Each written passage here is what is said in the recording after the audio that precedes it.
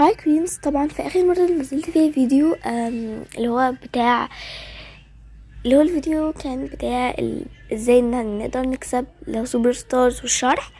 اتنين منكم كتبولي ان هو مش راضي ينفع معاهم، فانا حبيت ان انا اقول نقطتين مهمين جدا يا جماعه.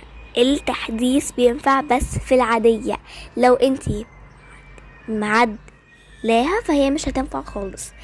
تمام، ده لو انتي يعني مش معدلاها فهي هتنفع.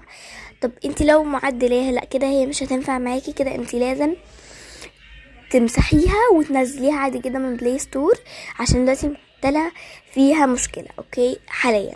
فلو وبرضو يا جماعة ملكة الموضة مش افريكا جلام، خلي بالكوا. تمام، فدلوقتي ادخلوا جوه ملكة الموضة العادية من بلاي ستور، حدثوها.